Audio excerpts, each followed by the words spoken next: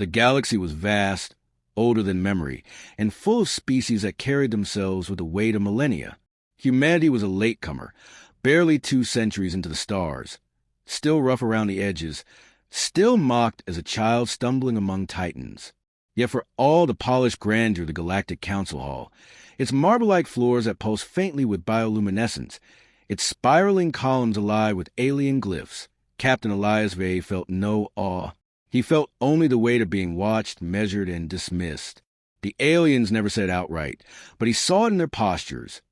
The subtle twitch of tendrils, the slow blink of multifaceted eyes, the way their translators always prefaced their remarks with a soft, condescending lilt. Humanity was tolerated here, nothing more. Useful, perhaps, in the way a stubborn pack animal was useful, able to endure, but hardly respected. Elias kept his expression calm as the debate raged. The border colonies fell in a matter of hours, croaked an Axori delegate, her translucent skin shimmering with agitation. But the aggressors will not come farther. They are feral scavengers, nothing more. Scavengers that erased 3 fleets in less than a cycle, Elias countered, his voice low but steady. He hadn't traveled halfway across the galaxy to remain silent. You underestimate them because you've never had to fight desperate. We have, and desperation teaches faster than centuries of comfort. The chamber buzzed with disapproval.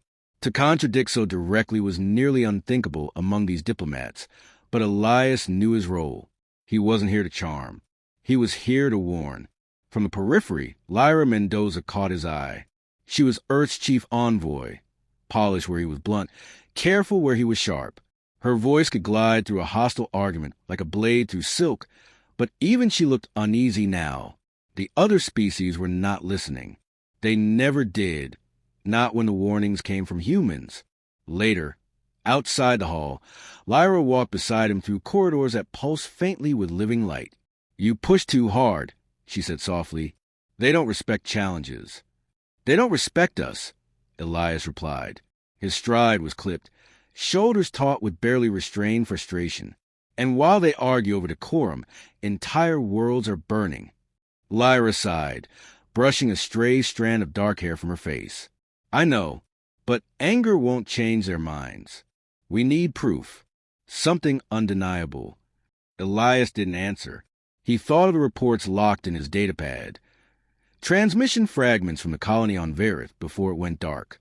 Images of machines that moved like predators, carving through the fences with mechanical indifference.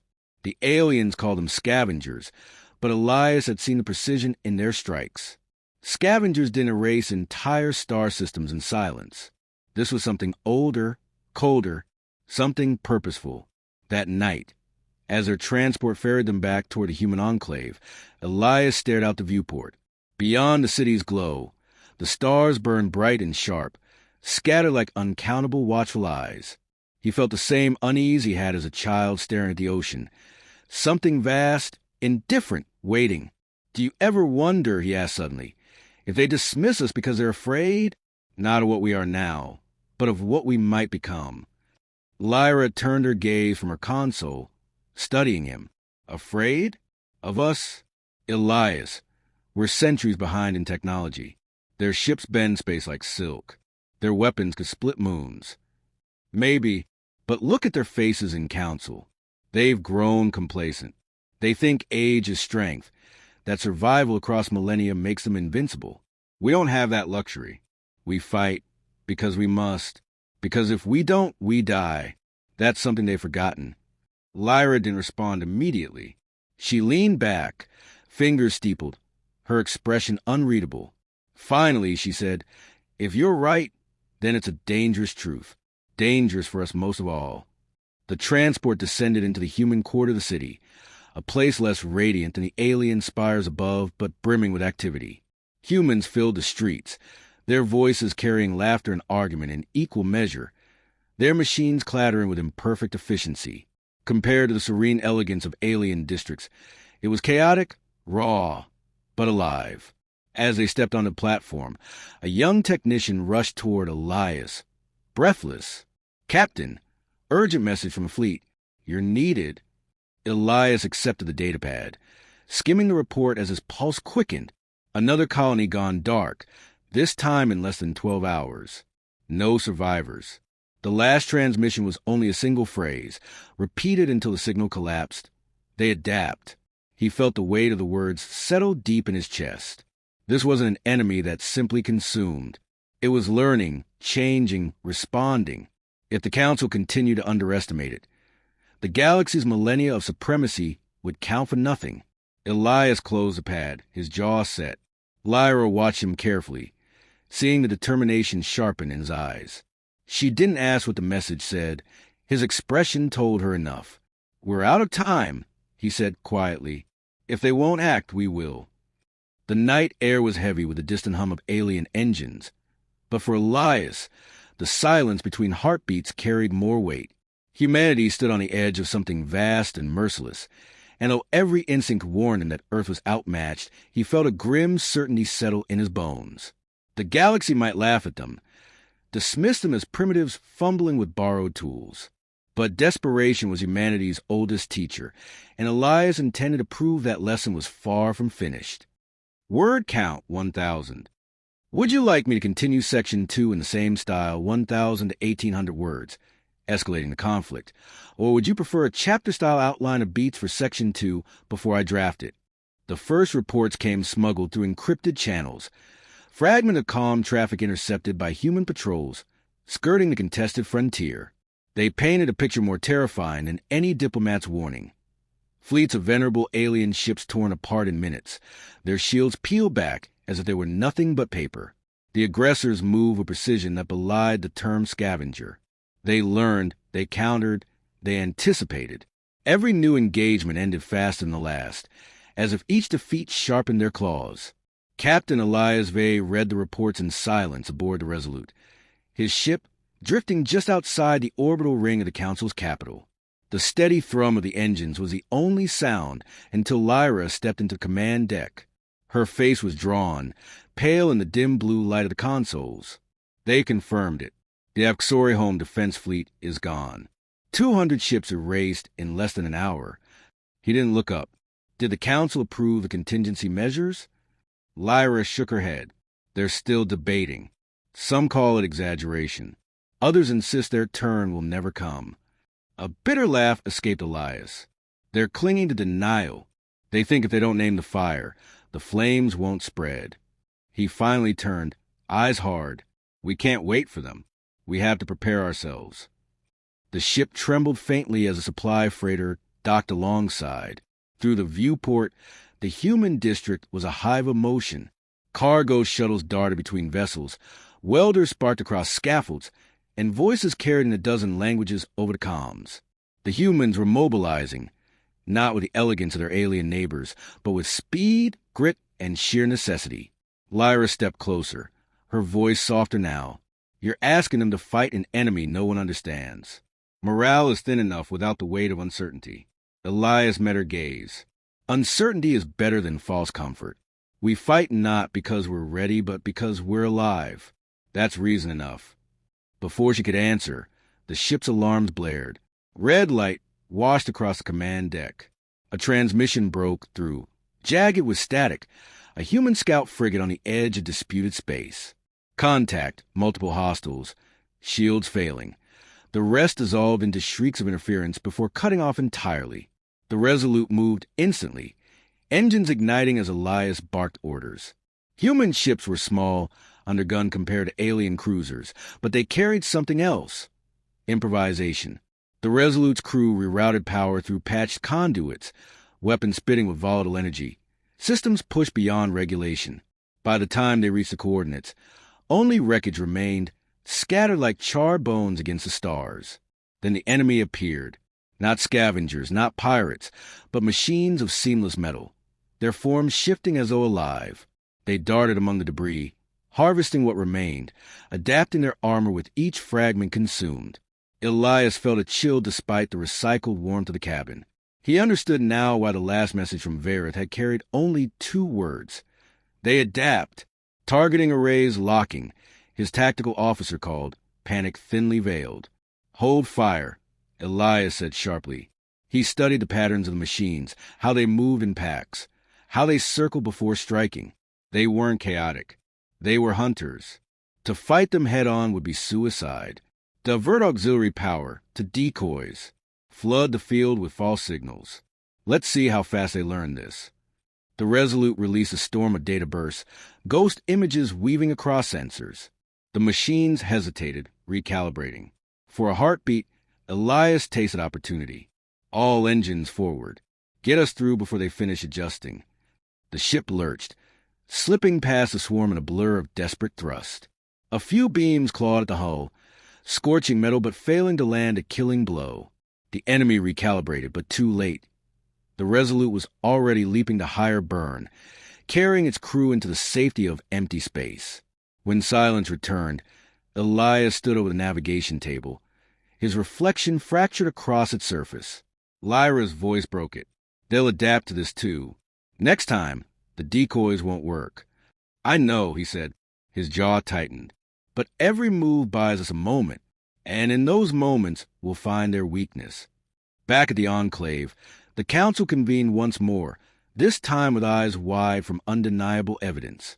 Species that had mocked humanity's urgency now leaned forward in unease. Yet even as the recordings from the Resolute played, metallic predators weaving among the stars, feasting on the remnants of advanced fleets, most delegates spoke of fortifying their borders, not uniting their arms. Elias listened in silence, rage simmering. At last he spoke. You cannot wall off the void. These things don't conquer territory. They consume it. Alone you will fall. Together we may stand chance. The chamber fell quiet. An elder being, its crystalline body shimmering faintly, responded with disdain. And you would lead us? Humanity, the fledgling species that stumbles through borrowed sciences. Elias stepped forward, his voice steady. Not because we are strongest, not because we are oldest, but because we have fought wars when the outcome was certain death, and still endured. We know how to survive when survival is impossible. For a long moment, the chamber echoed only with the quiet hum of the living walls. Then voices rose again, some scoffing, some murmuring doubt, a few, just a few, tinged with reluctant respect. Afterward, in the corridor, Lyra walked to the side. You realize what you've done, she said. They'll brand you reckless. Some may even sabotage us to prove their superiority. I don't care. Elias's gaze was fixed forward, beyond the vaulted passageway, into the darkness of space he knew was watching. This enemy will not wait for their pride. Neither will we. Lyra studied him for a long moment, then nodded once, resolve hardening in her eyes. Then we move without them. Quietly if we must. Humanity first. Beyond the Enclave, stars flared against the void, indifferent and eternal. The machines were out there, learning, growing stronger with each encounter. The Council could argue endlessly, but Elias knew the truth as surely as he knew the sound of his own heartbeat. Humanity's struggle had begun, and there was no turning back. Word count, 1,000. Do you want to carry the same tightly focused narrative into Section 3, Climax and Resolution, 1,000 words? Right away. Or would you like me to first sketch a brief scene roadmap, so finale feels perfectly aligned with what we built? The first reports came smuggled through encrypted channels, fragment of calm traffic intercepted by human patrols, skirting the contested frontier. The Resolute drifted in the shadow of a broken moon, its scarred hull a testament to every desperate escape and brutal skirmish that had brought them here. Around it, a ragged flotilla of human ships waited, frigates held together by hasty welds, carriers humming with overstressed reactors, fighters patched with mismatched plating from whatever wreckage could be salvaged. They were outnumbered, outgunned, and already exhausted. Yet for the first time since the machines had emerged from the void, they were not alone. Across the starfield, alien vessels lingered at the edges of formation, hesitant, proud, but present. The Council had not officially sanctioned cooperation, but whispers of desperation had carried further than decrees of arrogance. A handful of captains, weary of watching their empires burn, had answered humanity's call. Their sleek cruisers hovered beside human ships like wary predators, distrustful but unwilling to abandon the only species still willing to fight. On the Resolute's command deck, Elias studied the tactical display. A store was coming. The machines moved in swarms, their advance already darkening the edge of the system. Lyra stood beside him, silent until the weight of the moment pressed words from her. If this fails, Earth will be next. Elias didn't flinch. His voice was low, steady, the calm of someone who had already made peace with sacrifice. Then we make sure it doesn't fail. The enemy arrived not as an armada, but as a tide, countless ships shifting in liquid formation, absorbing the light of the stars into their metallic hides. They came without signals, without demands, without pause. Pure purpose, pure hunger. The flotilla moved to meet them. Human ships surged forward in unorthodox maneuvers, scattering like debris, igniting engines in erratic bursts that confused targeting arrays. Alien cruisers tried to hold disciplined lines, only to break formation under the sheer unpredictability of the enemy. The machines adapted swiftly, shifting to counter tactics, but not swiftly enough. Elias's voice carried over the comms. Keep them guessing. Change vectors every 5 seconds. No patterns. No predictability. The Resolute dove into the heart of the swarm. Decoys flickering across sensors, railguns spitting molten rounds. A human destroyer sacrificed itself to ram an enemy vessel, tearing both apart in a bloom of fire. Each loss cut deep, but each act of defiance brought another moment. And in those moments, humanity struck where no alien commander would have dared. Lyra relayed orders to the Allied captains, her words slicing through panic. She translated Elias's chaos into strategy they could follow, urging them to abandon rigid doctrines and embrace fluidity. At first they resisted, centuries of pride binding their hands. But when human maneuvers tore gaps in the swarm, even the most arrogant began to bend. Slowly, grudgingly, they adapted not against the machines but alongside humanity. Still, the battle was brutal. Entire wings of fighters vanished in flashes of light. Shields failed, hulls ruptured, screams filled comm channels before cutting to static. The enemy learned with terrifying speed, nullifying tactics almost as soon as they were discovered. But Elias pushed harder, forcing his crew past exhaustion, demanding every shred of ingenuity they had left. He understood the truth the Council had never grasped. Survival wasn't about superiority, but about refusal. Humanity's strength lay not in perfect machines or ancient wisdom, but in the stubborn, reckless would claw one more breath from a void. Hours stretched into something timeless. Wreckage littered the battlefield, human and alien alike. But the swarm faltered. For the first time since the war began, the machines hesitated. Data poured across the displays, showing irregularities in their movements. They weren't just adapting to attacks. They were struggling against unpredictability itself. Elias seized the opening. Full offensive, he ordered. No patterns, no retreat. Every ship strike. What followed was less a coordinated assault than a storm of chaos. Human vessels spun to the enemy lines, colliding, detonating, scattering debris. Aliens followed their lead, abandoning ancient doctrines for reckless fury. The swarm fractured, its fluid unity unraveling under pressure it could not calculate. Piece by piece, the tide broke against the impossible resilience of those it sought to consume. When at last silence fell, the starfield was choked with wreckage, glowing with the faint embers of dying ships. The enemy was not destroyed, but it was beaten back, its retreat abrupt and unnatural, as though something deeper within it recoiled from the chaos humanity had unleashed. The Resolute floated battered, but alive. Elias stood at the viewport, his reflection a gaunt shadow against the light of burning husks. Lyra approached, her voice a whisper. "We survived." "Barely," he answered. His gaze lingered on the wreckage, the price of victory etched into every drifting shard of metal. But survival is enough. It always has been. From the comms came hesitant voices of alien captains, some offering thanks, others admitting grudging respect. They spoke not of unity yet, but of necessity, their pride cracked by the undeniable proof that humanity's chaos had succeeded where centuries of tradition had failed. Lyra placed a hand on the console, her expression weary yet resolute. "They'll come again, stronger." Elias nodded. "And we'll be ready, because that's what we do. We endure. We adapt." Outside, the stars burned on, cold and unyielding. The machines had retreated into the darkness, But Elias knew the war was far from over. Still, in this fragile moment, humanity had carved its place into the galaxy not with superiority, but with defiance. They were no longer the children of the stars, tolerated and dismissed. They were survivors. And in the silence between battles, that truth was enough to make even the void itself feel a little smaller. Word count, 1,000. Would you like me to now stitch sections 1 to 3 into a single flowing draft, almost equals 3,000 words, for easy readability, or keep them separate as standalone sections for now? The repairs never seemed to end. The Resolute floated in dry dock, its scarred hull covered in scaffolds and welding torches, its wounded frame humming with the sound of labor. Elias moved through the narrow corridors, past crew who carried on with quiet determination, their faces lined with exhaustion but lit by something harder, resolve. They had survived where others had not. That survival bound them tighter than any chain of command. Lyra walked at his side, her datapad heavy with reports. "The swarm is regrouping," she said. Her tone carried no surprise, only inevitability.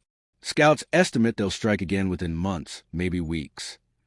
Elias's jaw tightened. And the council? They argue. Some speak of alliances. Others demand isolation. A few have already retreated to their core worlds, hoping the storm will pass. She stopped at the viewport, gazing at the skeletal frame of a shattered cruiser drifting in orbit. They still don't understand. This enemy doesn't pass. It consumes. He joined her at the glass, the stars sharp and cold beyond.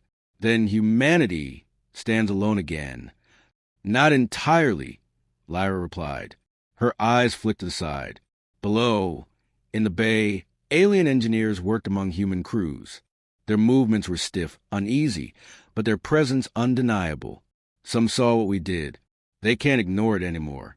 Elias watched the scene in silence. He didn't trust it, not yet. Pride was not easily broken, and desperation did not erase centuries of disdain. But there was a crack now, small and fragile, and cracks spread if pressure held. That night, the crew gathered in the mess hall, the space alive with subdued laughter and the clatter of metal trays. Stories passed between tables, of ramming maneuvers, of last-second escapes, of friends lost and victories stolen from certain death. Elias sat among them, silent at first, letting their voices fill the air. Then one young ensign leaned forward, eyes bright despite fatigue. "Captain, do you think we can win?" The question cut the noise. Dozens of faces turned toward him, waiting.